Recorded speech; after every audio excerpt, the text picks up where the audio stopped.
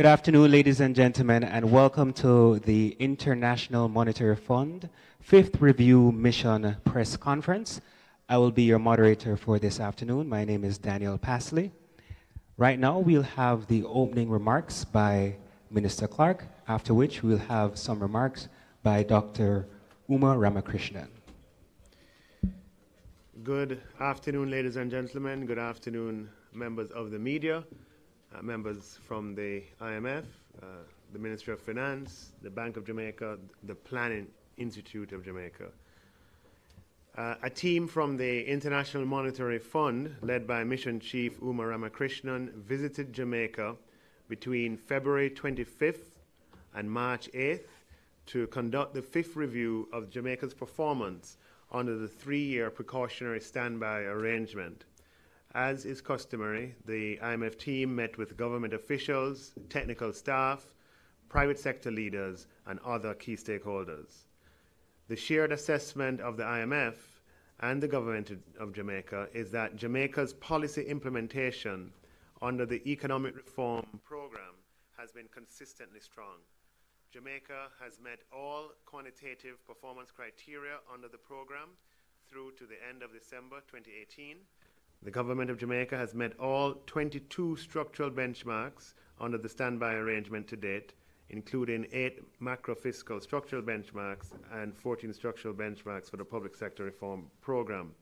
It should be noted that following the tabling of the amendments to the Bank of Jamaica Act, there is one structural benchmark remaining under the standby arrangement at the commencement of the fifth review, and that's namely the capping of the stock of domestic arrears. The government remains fully committed to the reform agenda and is escalating efforts aimed at increasing domestic investment and growth, boosting job creation, bolstering economic resilience while maintaining a prudent fiscal posture. Public sector reform remains a key policy focus, with emphasis placed on the acceleration of public bodies and the reintegration of bodies into parent ministries. In support of the Bank of Jamaica's transition towards full-fledged inflation targeting, the government tabled amendments to the BOJ Act in Parliament in October, and these are before a joint select committee. Jamaica's key macroeconomic indicators continue to reflect positive and stable trends, as reflected in the performance and outlook for domestic inflation, Jamaica's external accounts, Jamaica's official foreign reserves, and market interest rates. All our major economic variables are aligned and are moving in the right direction. Unemployment is at near record lows, interest rates are at record lows, inflation has been stable and consistently so for a number of years. We have had 15 consecutive quarters of economic growth, the longest stretch of quarterly economic growth since we started measuring growth quarterly in 1997. We are seeing credit to the private sector expand and hitting new highs. We're pleased that we have reached a staff-level agreement with the IMF for a reduction in the primary balance target for the financial year 2019-2020 from 7% to 6.5%. And we are also pleased that in the budget that I was able to announce yesterday, we were able to increase social spending and spending on growth-related activities considerably, as well as engage in fiscal reforms and tax reductions that are aligned with the stimulation and stimulation of economic growth. The IMF Executive Board is scheduled to consider the fifth review under the precautionary standby arrangement in April 2019, and board approval will allow for the release of approximately $223 million, which will bring the total amount immediately available to Jamaica to $1.4 billion US. As I have said before, we have not had a need to draw on any of these funds, which is good news for Jamaica, and we don't anticipate, barring any unforeseen circumstances, we don't anticipate needing to draw on any of the funds available to us under the standby arrangement. Thank you.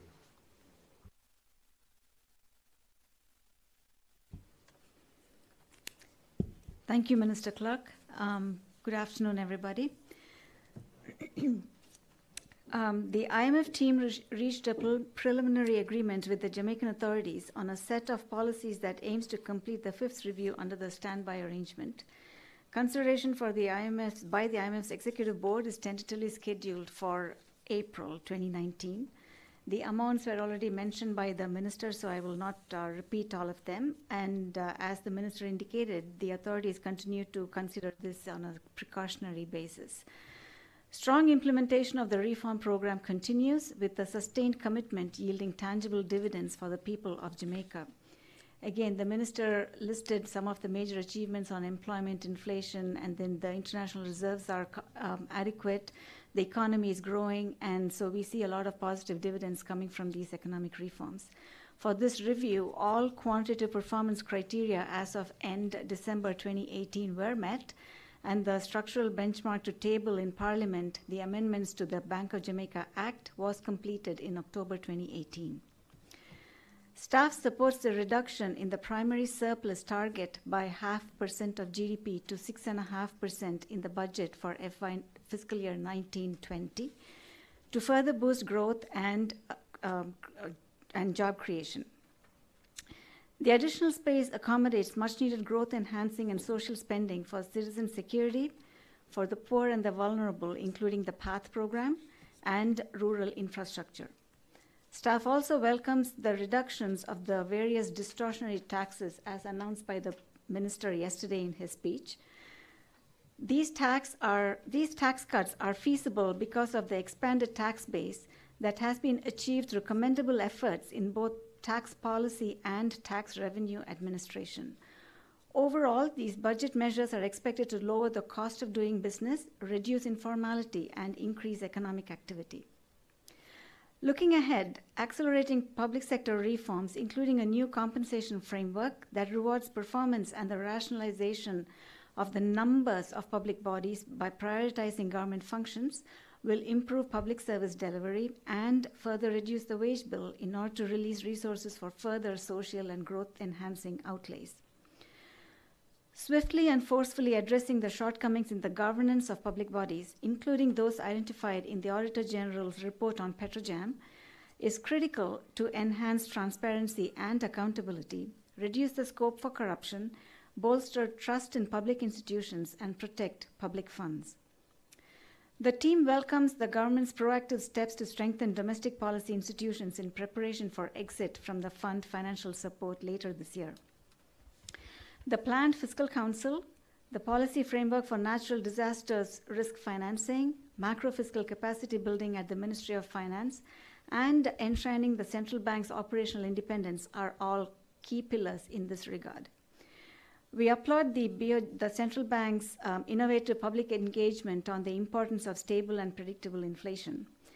Further monetary loosening is warranted to restore inflation to the target range of 4 to 6%, including improving monetary transmission while monitoring the global financial conditions, oil prices, and evolving domestic factors. Maintaining a market-determined exchange rate with the Bank of Jamaica's foreign exchange sales should be limited to episodes of disorderly market conditions, which will be consistent with shifting a full-fledged inflation targeting framework. With that, we would like to thank the authorities and all our counterparts for the very productive discussions we've had over the last 10 days and look forward to further fruitful discussions. Thank you. Thank you, Dr. Ramakrishnan. Now it's time for the Q&A session. I would advise each reporter to indicate the media house and the name and their names, and also that you ask 2 questions. If you have a follow-up question, you'll only be able to ask 1 follow-up question, nothing more. All right, so reporters?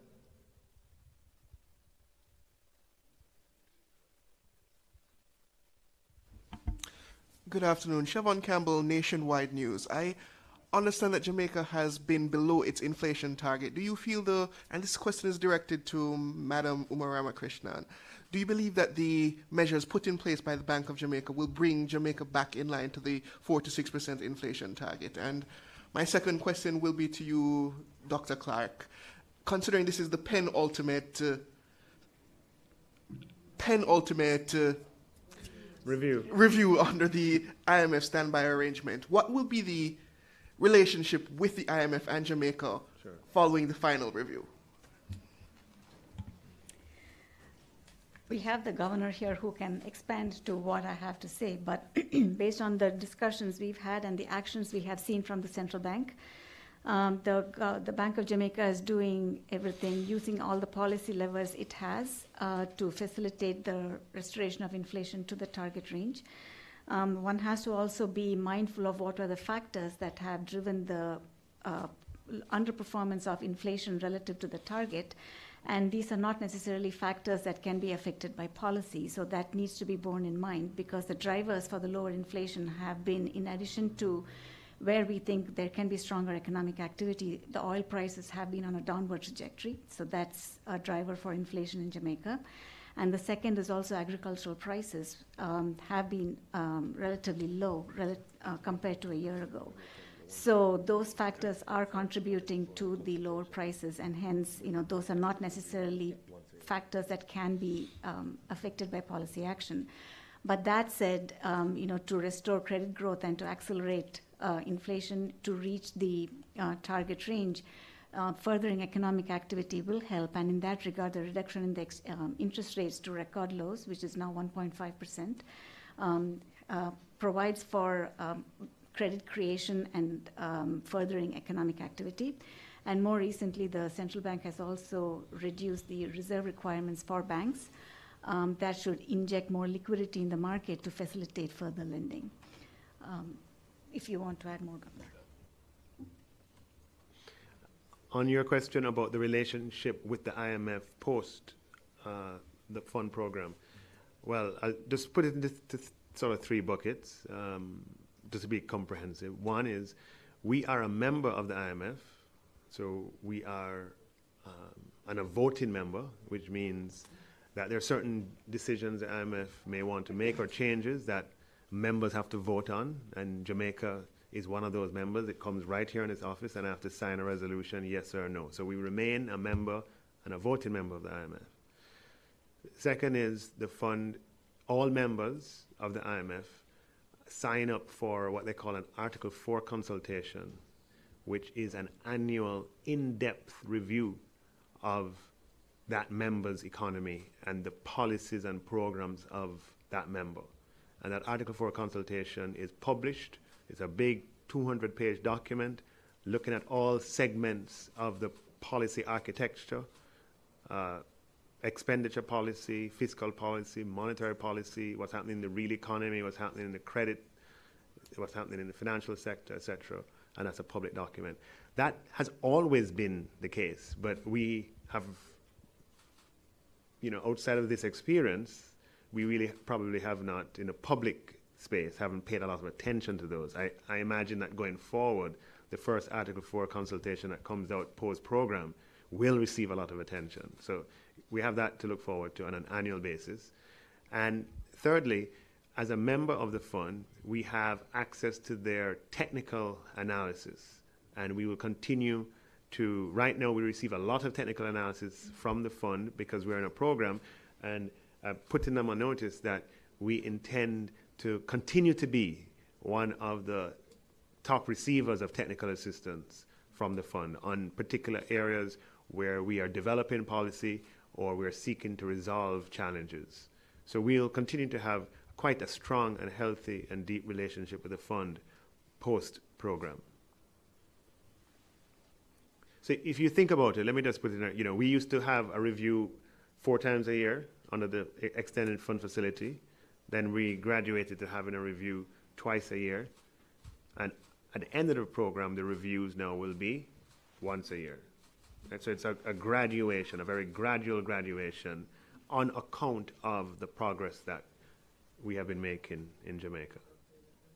May I add one?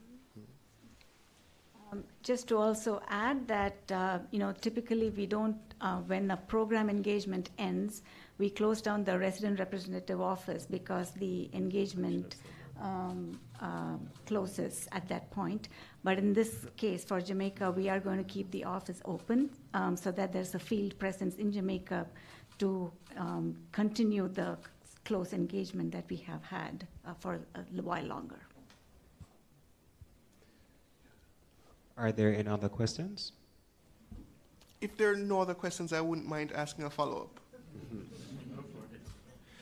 This is in regards to the fiscal council that has been discussed. Will that be in place before the end of the IMF program?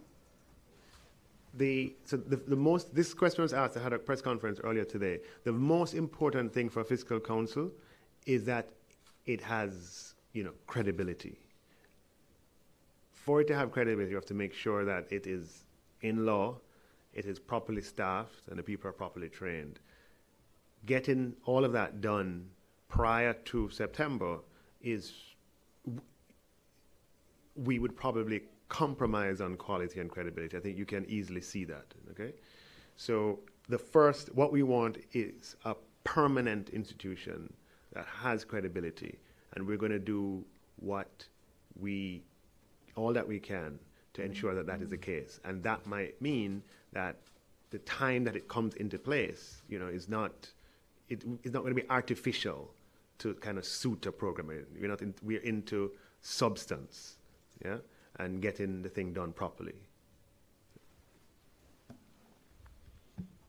Are there any other questions?